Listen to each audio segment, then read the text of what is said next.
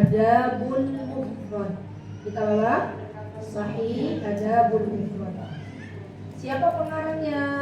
Coba teman-teman lihat buku. Pengarangnya adalah Imam Bukhari rahimahullahu taala. Ya. Baik. Nah, teman-teman, ada kitab yang hampir mirip tapi ternyata isinya berbeda. Sama-sama punya Imam Bukhari. Nanti teman-teman nggak kaget. Ada kitab Adabul Mufrad, ada kitab Sahih Adabul Mufrad. Bedanya di mana? Bedanya kalau Adabul Mufrad saja tanpa ada Sahih, berarti di dalam buku itu, di dalam kitab itu ada hadis-hadis yang belum sahih. Adabul Mufrad. Tapi kalau Sahih Adabul Mufrad, maka hadis-hadis yang ada semuanya sahih. Saya pernah lihat Ummu Ibrahim pernah punya buku warna kuning, terus Adabul Mufrad. Makanya di sana kadang ada hadis-hadis yang disebutkan tapi nggak ada di buku hitam ini. Di buku hitam ini sudah Sahih Adabul Mufrad. Itu bedanya ya. Baik. Kita akan bahas Bismillah, alhamdulillah wassalatu wassalamu ala Rasulillah. Amma ba'd, hadis tentang bagaimana kedekatan Rasulullah SAW dengan putri beliau yaitu Fatimah radhiyallahu anha. Ibu-ibu, teman-teman jamaah kawiyah yang saya cintai karena Allah, ketahuilah bahwa Rasulullah SAW memiliki 4 putri. Yang pertama, nama putri beliau adalah Zainab bintu Muhammad SAW. Yang kedua adalah Ruqayyah bintu Muhammad SAW. Yang ketiga adalah Ummu Kulthum. Dan yang keempat adalah Fatimah, yaitu putri bungsunya Rasulullah SAW. Dan putri-putri Rasulullah SAW ya semuanya rata-rata meninggalkan baginda Rasulullah SAW sebelum Rasulullah wafat. Jadi kalau ada seorang ibu hari ini ditakdirkan oleh Allah memiliki anak-anak yang sudah wafat duluan, maka Rasulullah sudah menjadi teladan bagi kita semuanya. Jadi kemarin tuh saya bertemu dengan ibu-ibu yang ditinggal wafat oleh putra tercinta. Tidak ada yang lebih sedih ya bagi seorang ibu ketika beliau masih hidup, putranya sudah meninggal gitu. Saya memahami perasaan dia. Tapi ternyata Rasulullah juga pernah mengalami dirinya. Rasulullah ditinggal wafat oleh Ibrahim, Rasulullah ditinggal wafat oleh Abdullah, Rasulullah ditinggal wafat oleh Qasim, Rasulullah ditinggal wafat oleh Zainab, Rasulullah ditinggal wafat oleh Ruqayyah, Rasulullah ditinggal wafat oleh Ummu Kulthum. Allah sisakan satu putri beliau yang wafat setelah Rasulullah SAW menikah, yaitu Fatimah. Berarti putra-putrinya Rasulullah semua ada berapa? Yang tadi saya sebutkan 7. 6 diantaranya meninggal terlebih dahulu sebelum Rasulullah wafat. Dan 1 yang Rasulullah SAW ya bisa menemui di kala beliau mau wafat, yaitu Fatimah bintu Muhammad SAW. Dan patut bagi Rasulullah menjadi suri tauladan bagi kita semuanya, karena ternyata apa yang dialami oleh kita pada hari ini, ibu ternyata sudah dialami oleh beliau terlebih dahulu. Dan ini menjadi bagian dari hikmah yang Allah Subhanahu wa taala berikan kepada Rasulullah SAW agar kehidupan beliau dijadikan teladan bagi kita semuanya sebagai umat Rasulullah SAW. Baik, tolong teman-teman buka. Pada bab ini saya menempatkan paragraf pertama dari hadis Aisyah yang telah disebutkan pada nomor 729. Silakan dibuka. Berarti halaman 729, halaman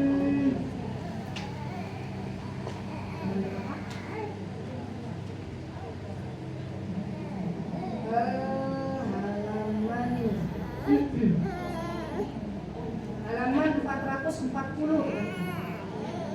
Dibuka halaman 440, mundur sejenak. Sudah? Oke. Saya bacakan hadisnya. Sudah ketemu? 440. An Aisyah radhiyallahu anha ra'aitu ahadan minan nasi kana ashbahu bin Nabi sallallahu alaihi wasallam kalaman wala hadisan wala jilsatan min Fatimah. Subhanallah. Kata Ibunda Aisyah, dan sebagaimana kita tahu Ibunda Aisyah itu adalah istrinya Rasulullah sallallahu alaihi wasallam, dan istrinya Rasulullah sallallahu alaihi wasallam yang sahih, yang benar jumlahnya ada 11, bukan 9 tapi 11. Bahkan para ulama ada yang mengatakan 12. 11 ini adalah istri yang disepakati oleh para ulama. Selain Maria Al-Qibtiyah, ada Khadijah binti Khuwailid, ada siapa yang kedua? Sauda, ada Bunda Aisyah, ada Hafsah, ada Sofiyah, ada Ummu Salamah, ada Hind, Ramlah binti Abi Sufyan, ada Zainab binti Abi Huzaimah, ada Zainab binti Jahash, ada Hafsah dan ada Maimunah. Ya, maaf, Hafsah sudah disebut. Ada Juwairiyah dan ada Maimunah. 11 itu adalah istrinya Rasulullah Sallallahu Alaihi Wasallam. Ya, dan Maria Al-Qibtiyah ini teman-teman para ulama mengatakan apakah beliau istrinya Rasulullah atau bukan. Dan kita ambil yang kesepakatan ulama yaitu 11 istri Rasulullah SAW. Dan di antara istri Rasulullah adalah Ibunda Aisyah radhiyallahu anha. Maka Ibunda Aisyah mengatakan, subhanallah, tidaklah aku pernah melihat orang yang paling mirip dengan Rasulullah SAW dalam cara berbicara, dalam cara bercakap-cakap, dan cara berjalan serta duduk kecuali Fatimah. Di sini kita bisa mengambil pelajaran bahwa terkadang Allah mentakdirkan anak-anak perempuan itu lebih mirip dengan ayahnya. Jadi jangan kaget teman-teman kalau kita punya anak perempuan, ya orang-orang pada bilang, wah ini mirip dengan ayahnya. Dia juga seringkali bawa putri-putri saya, orang-orang bilang, wah Ustazah, putri-putrinya mirip Ustaz Hanam, gak ada yang mirip antum. Iya, seringkali begitu. Dan memang benar, ya Rasulullah SAW punya anak putri namanya Fatimah. Fatimah miripnya dengan siapa? Dengan Rasulullah SAW. Ya. Baik itu dari perkataannya, duduknya, cara berbicaranya, cara berjalannya. Jadi nggak usah diambil sedih ya teman-teman. Kalau kita punya anak perempuan, kok orang-orang bilangnya kok mirip abinya, mirip ayahnya, nggak ada yang mirip saya. Tapi kan itu pernah dilahir saya. Iya. Jadi kadang orang-orang itu basa-basi tapi basi beneran. Jadi saya nggak diambil lagi ya. Tapi itu anakku, itu enggak. Ya, saya bilang kenjeng. Doain ya Bu, semoga putri-putri kami menjadi putri-putri yang soleh. Cius saya, tapi nggak mirip antum. Oh iya. Siap banget ya, nggak ada yang mirip saya. Baik. Nah, kemudian teman-teman subhanallah di sini ya setelah Bunda Aisyah mengatakan bahwa Fatimah itu mirip dengan Rasulullah SAW, berarti kita sudah tahu bahwa ada kalanya anak perempuan itu mirip dengan suami. Apa kata Bunda Aisyah? Wa kana Nabi sallallahu alaihi wasallam. Lihat teman-teman, bayangkan. Idza ra'aha, subhanallah. Rasulullah itu saking dekatnya dengan Fatimah, kalau beliau melihat Fatimah rahabaha. Apa rahabah? Akbalat awalan. Akbalat itu menciumnya. Dan orang Arab kebiasaan mereka ketika mencium, maka yang dicium itu kepalanya. Kalau kita orang Indonesia biasanya kalau mencium itu pipi yang dicium, cipika, cipiki, kan? Pipi kanan, pipi kiri.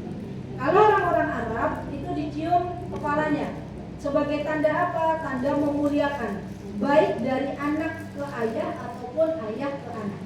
Gitu ya, jadi dicium pipinya, jadi pipinya, cuma kepalanya.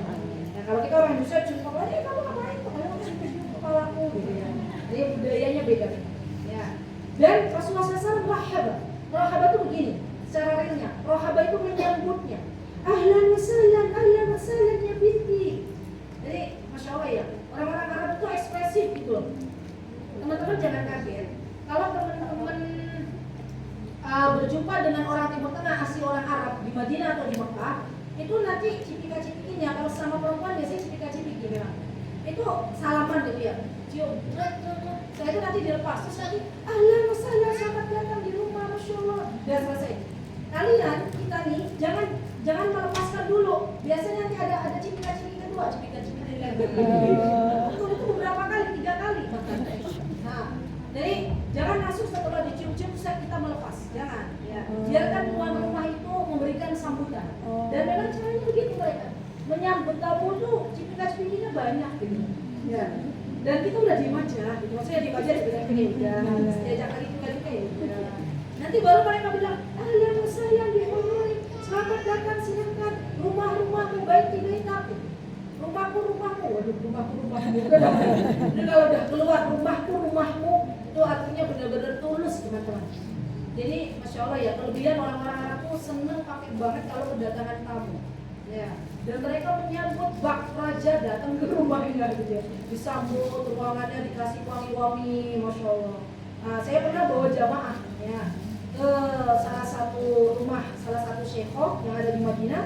Betul, beliau memberikan bukur di rumahnya, bukur tuh wangian. Yang ada jamaah saya itu hacing-hacing, bersin-bersin. Ya.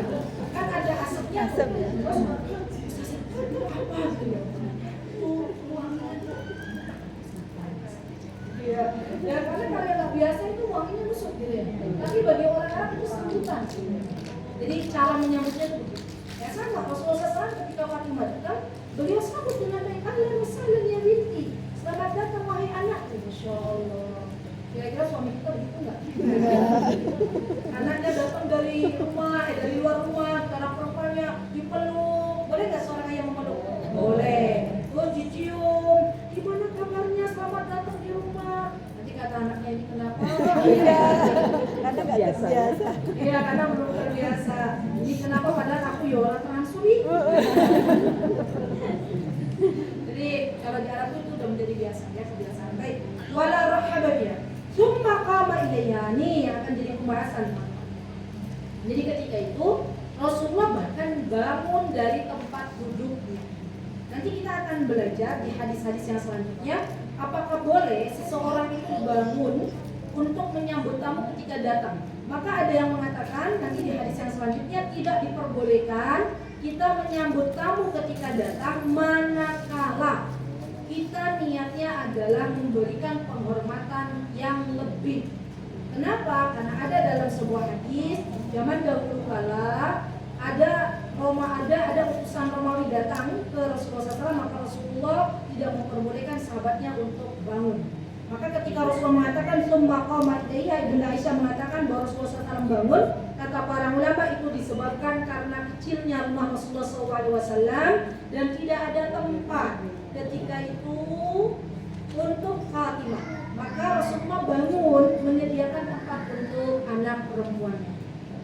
Ya Allah, Bu, kalau kita belajar dari kisah kehidupan baginda Rasulullah SAW, maka kita malu ketika rumah kita sudah besar tapi kita tetap mengeluh, gitu ya. Betapa luar biasanya kehidupan Rasulullah SAW dan rumahnya beliau. Ya, ibu-ibu pernah ada yang diberikan kesempatan oleh Allah lihat video di Zamzam Tower? Saya doakan, saya juga belum, anak-anak yang sudah. Ya. Saya doakan semoga Allah Subhanahu wa taala memberikan kesempatan ibu-ibu semuanya untuk pindah umroh. Amin.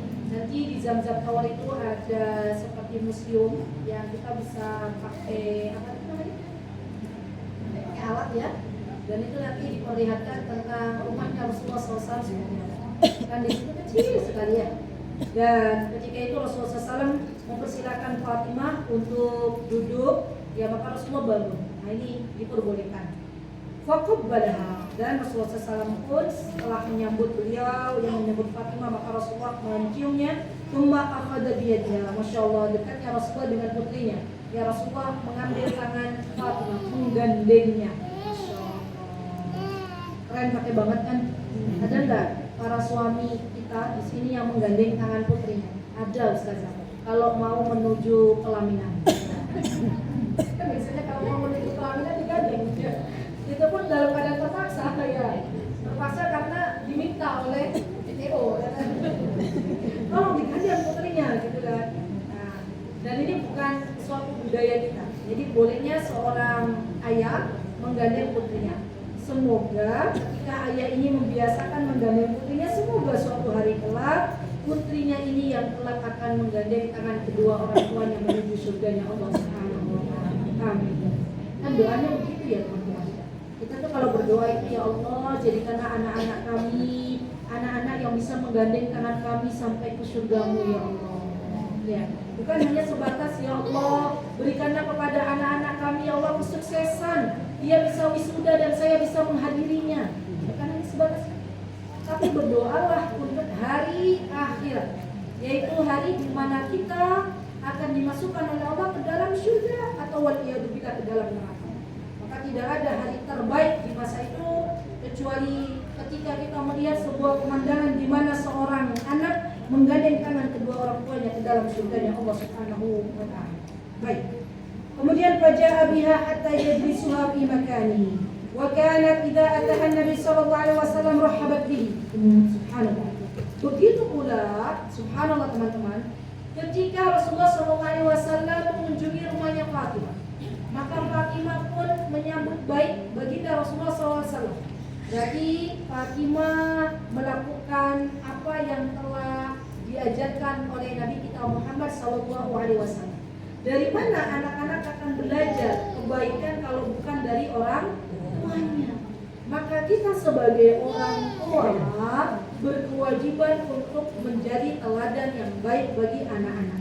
Dari mana anak-anak akan belajar? Mereka menyambut tamu kalau selama ini anak-anak kita tidak pernah melihat orang tuanya menyambut tamu. Mulai sekarang teman-teman, yuk dibiasakan anak-anak kita panggil kalau ada tamu. Bahkan ajarkan anak ini cara berkomunikasi dengan tamunya kita. Itu alhamdulillah sudah kami praktekkan. Jadi pernah waktu itu anak-anak kami ajak salah satu guru kami yang ada di Madinah.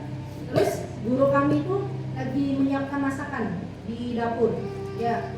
Kemudian anak-anak beliau kecil-kecil SD, perempuan-perempuan usianya masih sekitar 10 tahun dan 7 tahun itu datang menemui kami.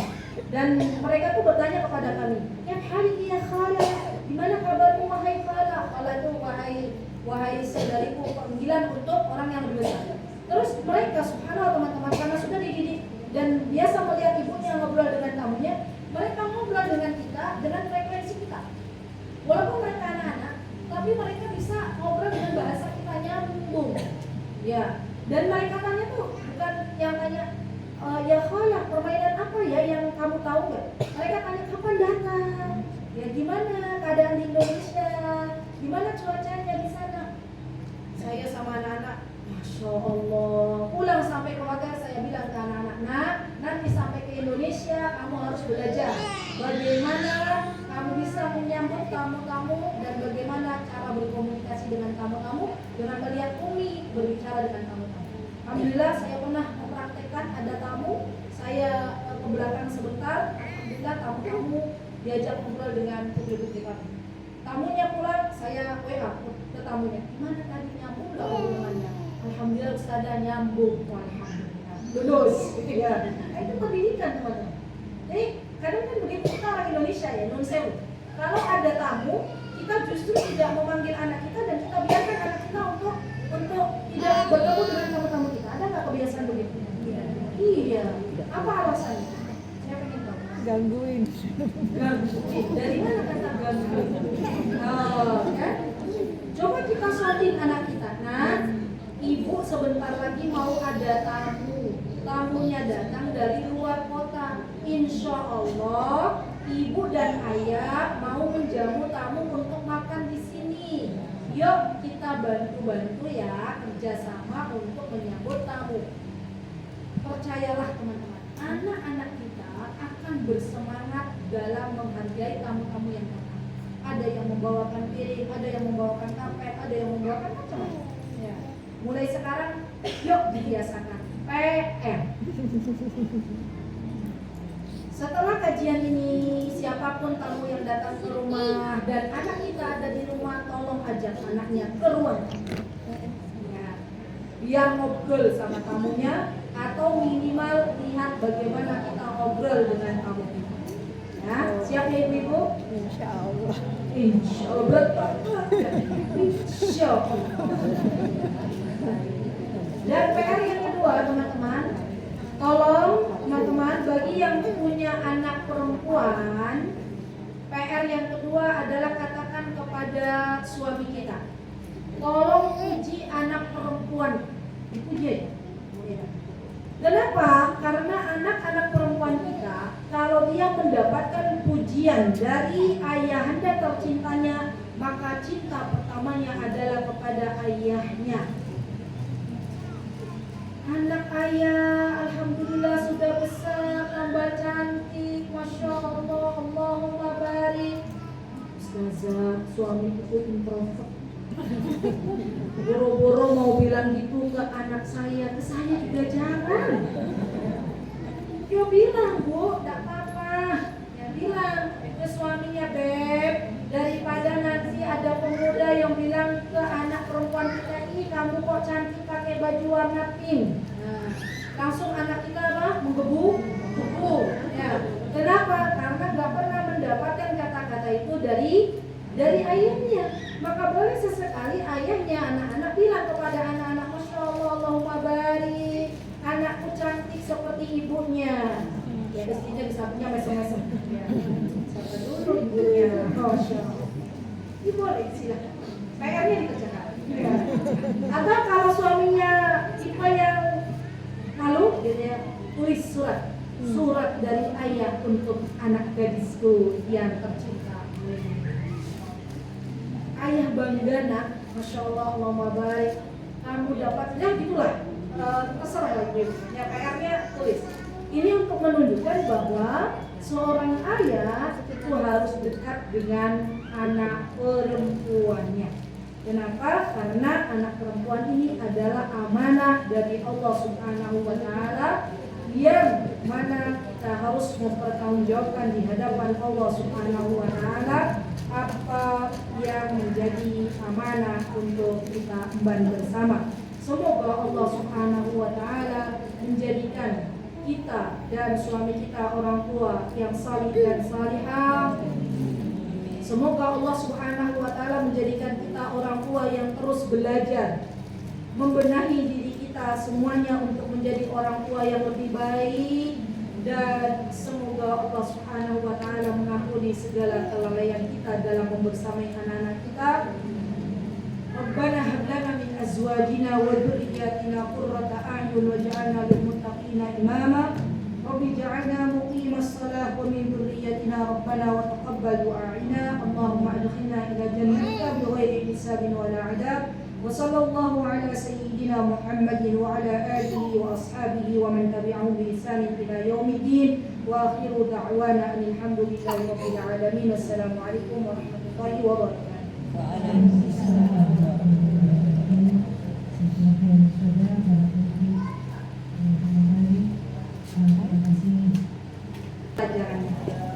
Jadi begini, saya izin menyampaikan lagi ya Bu Ana dengan lebih sederhana.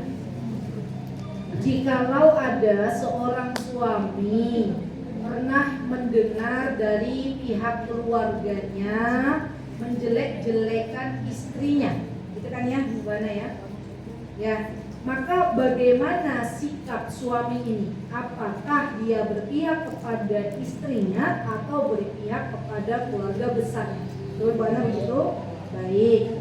Ibu-ibu, teman-teman jamaah yang berbahagia, dalam kehidupan rumah tangga, seorang suami istri hendaklah satu sama lain menutupi aib masing-masing, ya, dan menutupi aib pasangannya. Karena kita diibaratkan seperti kita memakai baju. Maka dari itu, manakala ada seorang suami mendengar aib atau mendengar dari keluarga besarnya menjelek-jelekan istrinya, yang harus dilakukan adalah tabayyun terlebih dahulu kepada istrinya. Betul enggak ini ada pada dirimu? Gitu dulu ya. Karena kan bisa jadi dari keluarga suami ini tidak suka kepada istrinya, akhirnya membuat-buat mengarang-arang cerita, dan itu nanti masuk dalam kategori fitnah, gitu ya. Jadi tabayun dulu, bener gak istriku? Tadi saya ke rumahnya Pak D, tadi saya ke rumahnya Ibu, katanya kamu begini. Tabayun. Dan seorang istri wajib untuk jujur kepada suaminya. Manakala memang sifat itu ada pada dirinya dan benar apa yang dikatakan oleh keluarga besar suaminya, maka istri hendaklah mengatakan kepada suaminya, betul mas apa yang dikatakan oleh keluarga besarmu, gitu ya.